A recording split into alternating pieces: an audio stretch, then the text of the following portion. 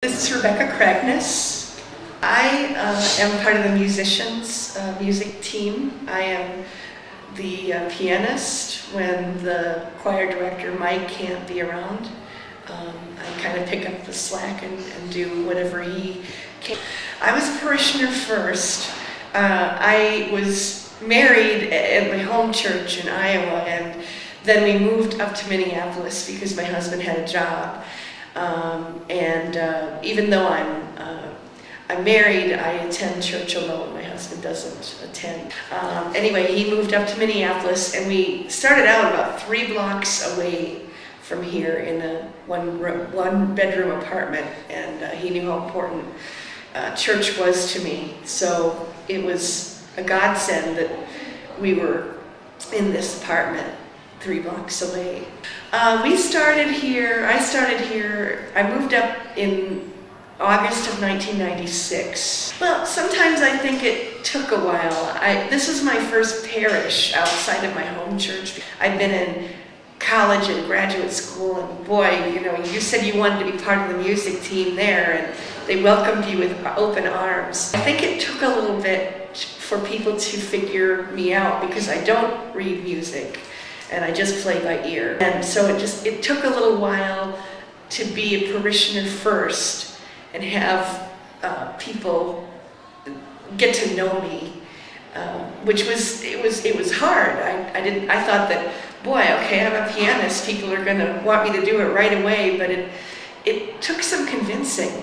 I was going to Incarnation probably for a couple of years, and it was really when Rosemary Doyle retired as organist that Mike discovered that he really could use me. Actually, Rosemary was kind of the one who took me under her wing right away. I actually learned the first few pieces that I learned new here from Rosemary, sitting up in the choir loft, and I actually even have tapes of her and I playing together. One Sunday a month, I would play with her. We'd play duets, and it was kind of a neat thing because my grandmother was around her age, and she was an organist, and we used to play duets at church. So it was a very neat relationship. I don't know.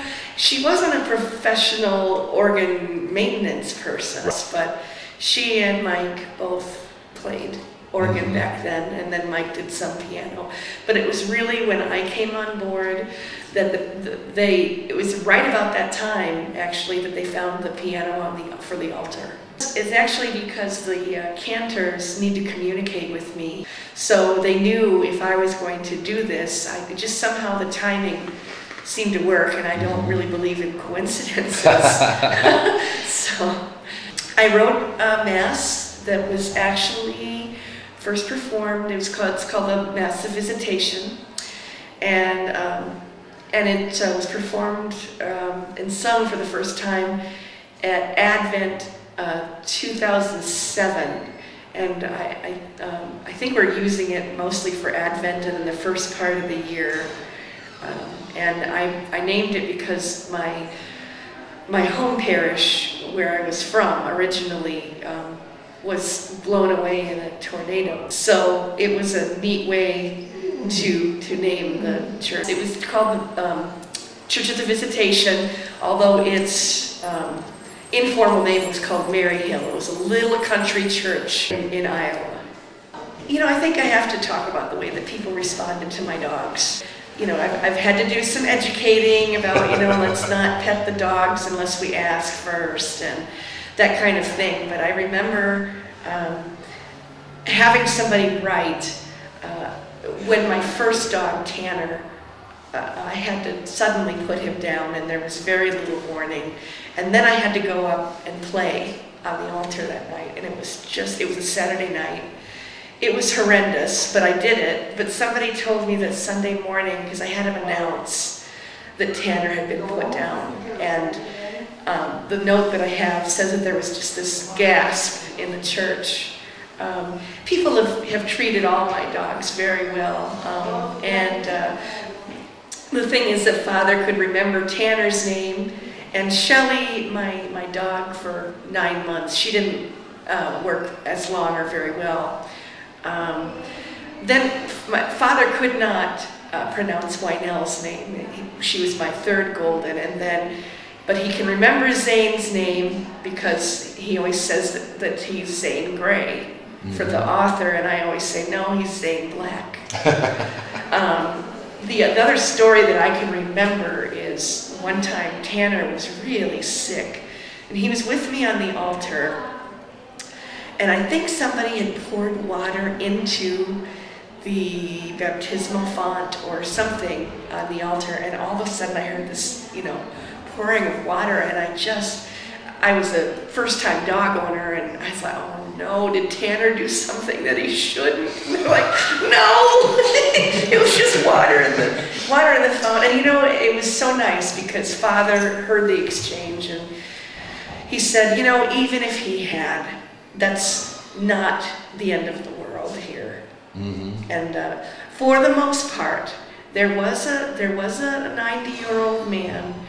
I don't know why he felt the need to do this, and he's long gone, I'm sure, but he would purposefully step on Tanner's paws. It was, it took a while, I will say this too, it took a little while to feel welcome here. And I think the blindness really scares people. It's something that people are not used to. And without much communication, it was really when I started playing that people warmed up. For a while, I wasn't even sure if I was going to be able to make it because I had this guy stepping on his paws and I had other things going on. But it was really my ministry playing that helped people get to know me. Actually, I will say more people probably know me than I know them. Many people will say hi, and I'm like, okay, hi, but I don't know who you are. I remember sitting, when I first came to church, I thought, I need a lot of room for my dog, and I don't want to be near a kneeler, because I discovered very early in going to church with my dogs that kneelers, putting them up and down are not necessarily good things, because you can put it on a paw and then it hurts and you don't know it. So I sat, the wide space, you walk into church, and about midway into church there's this really wide space where there's all that room on the floor on both sides. And I was sitting there and I called Father and said, I really don't understand this. I sit there and nobody shakes my hand.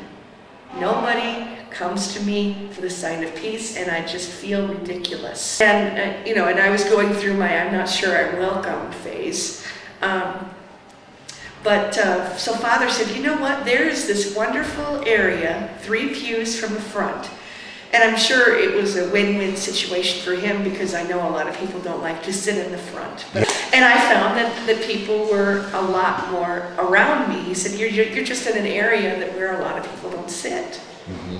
So people, from then on, there were a lot more people around to shake my hand. And it's the first of these pews. It's the one that juts out a little bit, so that we don't have to sit right by the kneeler. I basically bow my head or show some other sign of reverence for posturing when it comes to kneeling, because basically when I'm kneeling on the floor, my dogs know it's time to play, and I really don't want to portray that kind of attitude.